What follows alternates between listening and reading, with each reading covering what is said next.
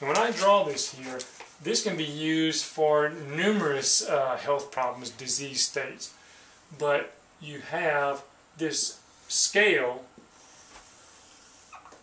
where you have your two extremes.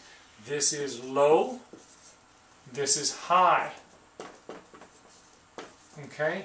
So, this is really what ends up happening with mainstream medicine, that they are only recognizing the extreme states of the body, which is this disease stuff. So like for the adrenal glands, you have a high state, you have a low state.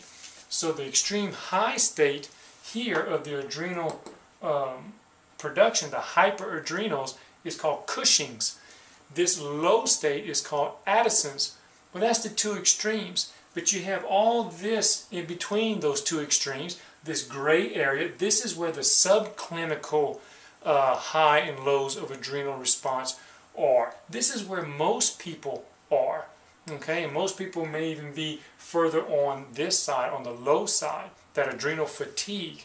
Okay, so some of the things with these two different states and all this subclinical gray area here is that both hyperadrenia and hypoadrenia will affect sleep, but in two different ways. So hyperadrenia, these people have a hard time falling asleep because of the elevated cortisol levels, which at nighttime, which have a stimulatory or excitatory effect on the nervous system. And so if this continues on, this hyperadrenic type of state, then that can lead to things like high blood pressure, high heart rate, stomach ulcers, low white blood cells, and immune function. Therefore, again, increasing your risk of infection. Very often these people will develop this buffalo hump here in the back, this fat pad here in the back of their upper back here. They have thinner arms and legs because the cortisol is causing a breakdown of the muscle tissue to elevate the blood sugar levels. Even though they're not taking blood thinners, but they are going to bruise easily. They have thinner skin. They will typically have stretch marks, almost like these bear claws, on their arms, their breasts, the abdomen, on their buttocks, their thighs. They usually will have like a round face, puffy eyes, dark circles under the eyes. Okay, that's that hyperadrenic state. Now, the hypoadrenic state is again affecting sleep, but these people can typically fall asleep, but they have a hard time staying asleep.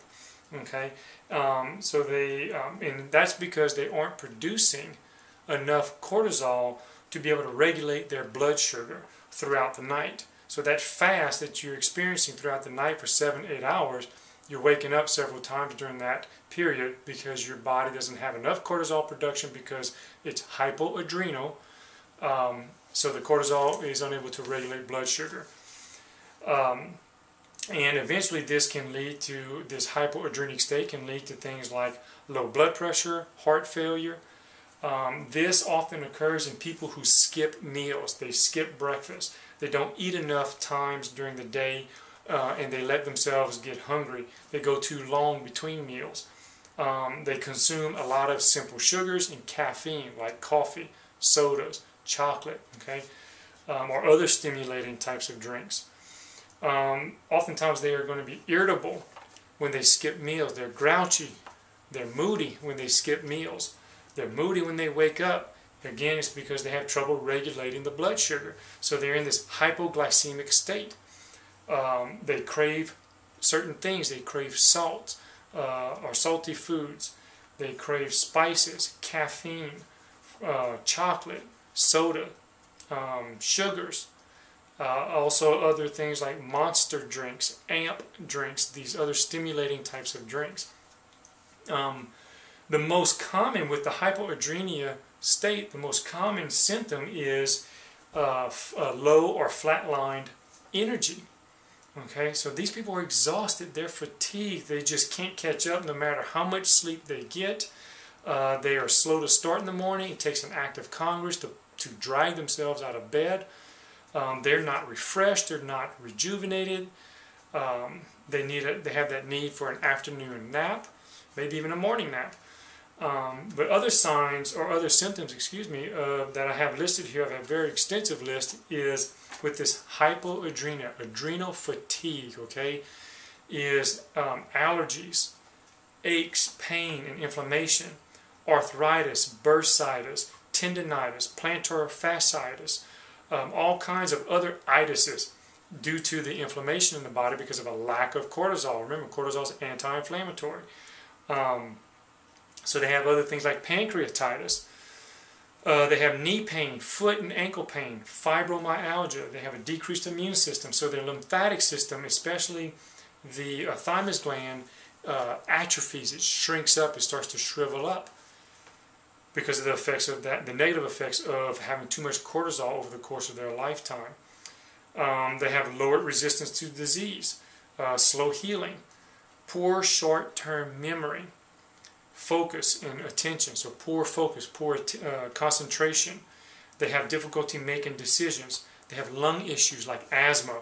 Lungs feel kind of constricted, more mucus production in the lungs. They get winded with exertion when they're exercising, when they're climbing up stairs. Their legs will feel heavy when they're exercising or climbing up stairs because of the muscle weakness. Remember, cortisol is breaking down the muscle tissue to increase the blood sugar levels.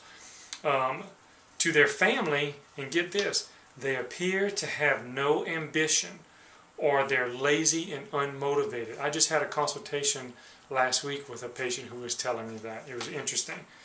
They have GI symptoms like indigestion, bloating, hemorrhoids, varicose veins. They will have lower back pain or SI joint pain. They can have autoimmune problems or disorders. They have low or no sex drive.